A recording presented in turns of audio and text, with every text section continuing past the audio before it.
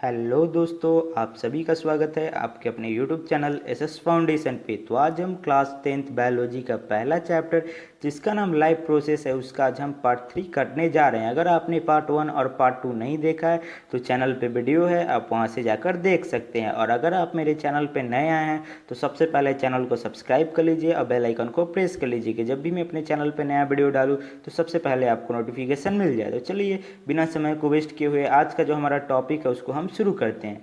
तो आज का जो हमारा पहला टॉपिक वो है हार्ट। तो इसको हम शुरू करने से पहले मैं आपको बता देता हूं कि जो एनसीईआरटी बुक पेज नंबर 106 में जो फिगर 6.10 दिया है उसमें हार्ट का जो फिगर है वो वहां से आप जाकर हार्ट का फिगर को अच्छी तरह से देख ले, उसके बाद ये वीडियो देखें तो आपको और अच्छे से समझ में आएगा। ठीक है, तो चलिए हार्ट को शुरू करते हैं। It is a muscular organ. जो हार्ट होता है एक मस्कुलर ऑर्गन होता है which work as a pump in the circulatory system. ये एक पंप की तरह वर्क करता है हमारे सर्कुलेटरी सिस्टम में। क्या करता है कि हमारे जो ब्लड होता है वो हमारे हार्ट से और सारे जो पार्ट होते हैं हमारे बॉडी को वहाँ पे ये भेजता है। ठीक है, it is the size of our fist. इसका जो साइज होता है हमारे जो मुट्ठी इतना इसका साइज होता है। ठीक है, इट हैज़ टू साइड। इसके दो साइड होते हैं which are separated by the partition. इसके दो साइड होते हैं जो कि एक पार्टीशन से वो सेपरेट होते हैं। ठीक है, so that oxygenated and deoxygenated blood do not gate mix. इसलिए ये इस बांटा गया है कि जो ऑक्सीजनेटेड ब्लड है और डीऑक्सीजनेटेड ब्लड है वो एक दूसरे से मिले नहीं। ठीक है,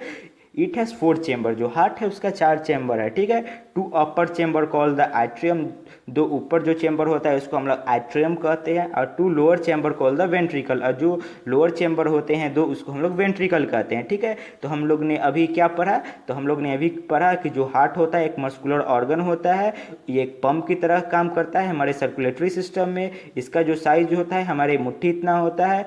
ये इसके दो साइड होते हैं जो हमारे जो हार्ट को सेपरेट करते हैं। एक तरफ ऑक्सीजनेटेड ब्लड रहता है, एक तरफ डीऑक्सीजनेटेड ब्लड रहता है। ठीक है, हमारे हार्ट में 4 चेंबर होते हैं। जो दो ऊपरी जो चेंबर होता है उसको हम लोग एट्रियम कहते हैं। जो दो नीचे जो चेंबर रहता है उसको हम लोग वेंट्रिकल कहते हैं। ठीक है,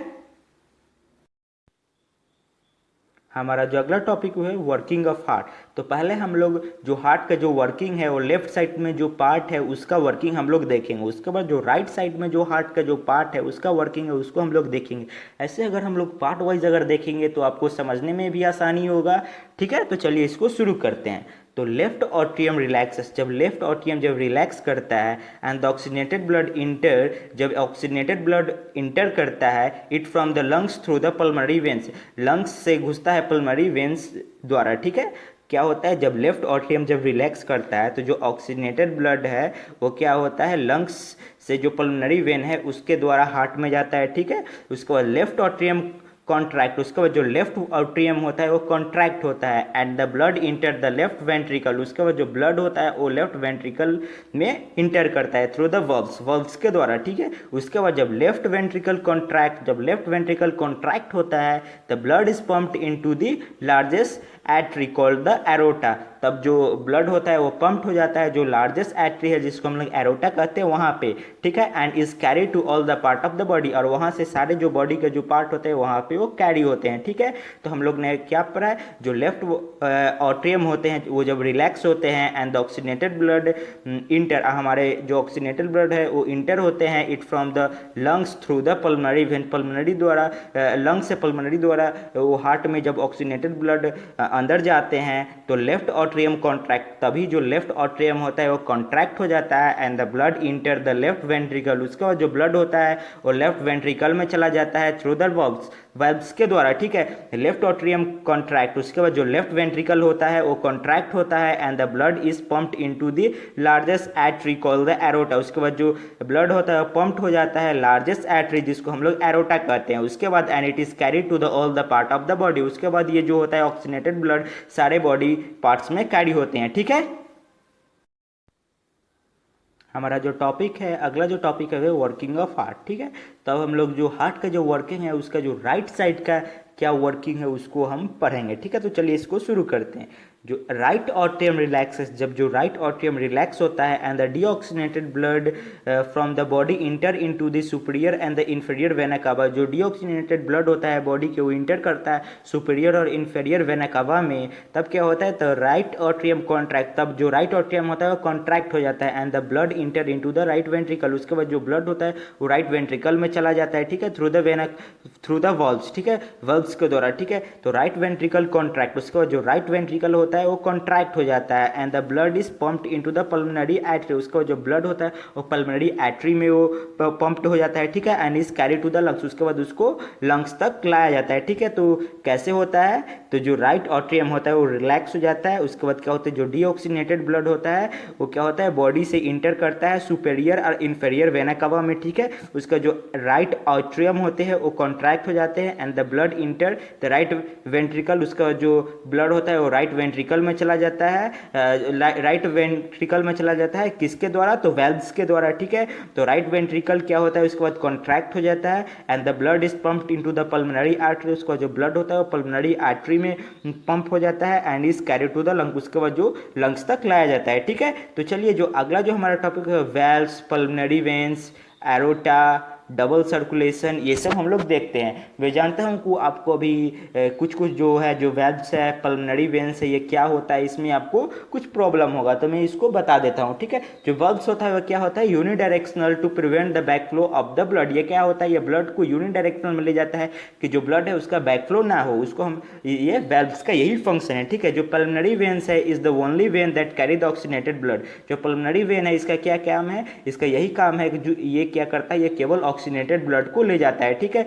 जो aorta is the only artery that carry the deoxygenated blood, जो एरोटा है उसका यही काम है कि ये जो डीऑक्सीनेटेड ब्लड है उसको ये कैरी करे, ठीक है। तो डबल सर्कुलेशन क्या होता है मैन में, ठीक है, because of the blood passes through the heart twice in one complete cycle of the circulation, तो इसको हम लोग डबल सर्कुलेशन कहते हैं क्योंकि जो हमारा जो मैन का मतलब ह्यूमन बींग्स का जो हार्ट होता है उसमें एक सर्कुलेशन में दो बार जो ब्लड होता है वो सर्कुलेट होता है, दो साइकिल उसका कंप्लीट होता है, ठीक है। तो उसी को हम लोग डबल सर्कुलेशन कहते हैं, ठीक है। यहाँ पर दिया है double circulation in man because the blood passes through the heart twice in one complete cycle, एक कंप्लीट साइकिल में जो ब्लड होता है वो दो बार हार्ट से पास होता है, इसी कारण इसको हम लोग डबल सर्कुलेशन कहते हैं, ठीक है। तो पहले मैं आपको शुरू से फिर से बता देता हूँ कि हम लोग ने इसमें क्या पढ़ा है। तो हम लोग ने पढ़ा जो राइट ऑट्रियम है वो रिलैक्स होता है, उसके बाद जो डीऑक्सीनेटेड ब्लड होता है बॉडी से क्या करता है superior and inferior vena cava में जाता है, ठीक है। जो राइट ऑट्रियम होता है वो कॉन्ट्रैक्ट हो जाता है and the blood enter the right ventricle through the valves, उसके बाद जो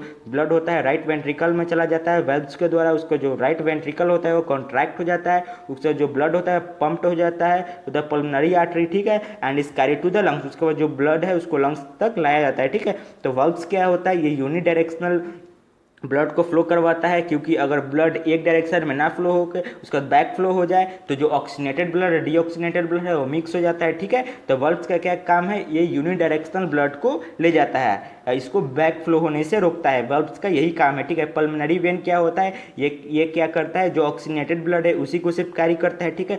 एरोटा क्या करता है ये सिर्फ डीऑक्सीनेटेड ब्लड को कैरी करता है। डबल सर्कुलेशन मैंने बताया है कि जब ये हमारे जो सर्कुलेशन प्रोसेस होते हैं जो ये ब्लड का ये एक साइकिल में दो बार जो ब्लड होता है हमारे हार्ट से गुजरता है, इसी कारण इसको हम लोग डबल सर्कुलेशन कहते हैं, ठीक है।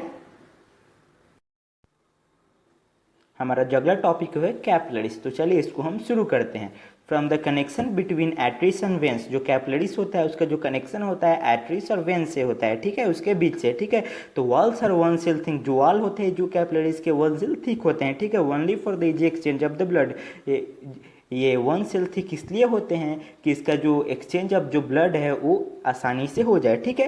तो अगला जो टॉपिक हो हमारा वो है प्लेटलेट्स। तो प्लेटलेट्स क्या होता है हम सब जानते हैं कि ये प्लेटलेट्स क्या होता है जब हमारे शरीर में जब कहीं लीकेज ब्लड का जब लीकेज होता है तो ये वहाँ पे क्लॉट करता है, ठीक है, तो उसी को हम लोग प्लेटलेट्स कहते हैं, ठीक है। तो अगला टॉपिक है लिम्फ, तो चलिए इसको हम लोग पढ़ते हैं। Extra cellular fluid similar to the plasma, जो एक्स्ट्रा सेलुलर जो फ्लूइड होता है जो कि ये प्लाज्मा से के एकदम सिमिलर होते हैं टू द कलरलेस, जो कि ये कलरलेस होते हैं विद द लेजर प्रोटीन, क्योंकि इनमें बहुत कम प्रोटीन होते हैं, उसको हम लोग लिम्फ कहते हैं। तो लिम्फ किसको कहते हैं एक्स्ट्रा सेलुलर फ्लूइड, जो एक्स्ट्रा सेलुलर जो फ्लूइड होते हैं जो कि सिमिलर होते हैं एकदम प्लाज्मा के और वो कलरलेस होते हैं क्योंकि उसमें बहुत कम प्रोटीन होता है, उसको उसको हम लोग लिम्ब कहते हैं। तो फंक्शन क्या होता है लिम्ब का, तो चलिए इसको हम लोग देखते हैं। जो पहला फंक्शन है transport of digested absorb fat from small intestine. इसका जो पहला जो फंक्शन है वो क्या है कि ये क्या करता है, ट्रांसपोर्टेशन करता है of digested and absorb fat. जो डाइजेस्टेड फैट होता है, ऑब्जॉर्व फैट होता है, उसको स्मॉल इंस्टेटाइन से पूरा ट्रांसपोर्ट करता है हमारे बॉडी में, ठीक है। उसका दूसरा काम क्या है, ड्रेन एक्सेस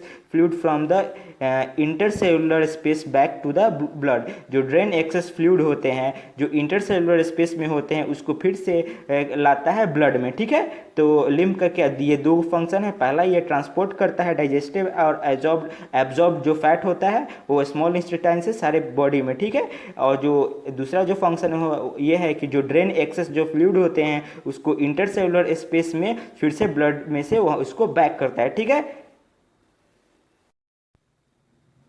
हमारा जो अगला टॉपिक है वो higher animals that is birds or mammals. तो चलिए उनके बारे में पढ़ते हैं। Oxygenated blood and deoxygenated blood are completely separated. जो ऑक्सीनेटेड ब्लड होता है, जो डीऑक्सीनेटेड ब्लड होता है वो कंप्लीटली सेपरेट होता है, ठीक है। जो for the efficient oxygen supply, oxygen का इफिशियंट सप्लाई हो सके इसी कारण जो ऑक्सीनेटेड और डीऑक्सीनेटेड ब्लड होता है वो सेपरेट होता है, ठीक है, बर्ड्स और मैमल्स में, ठीक है।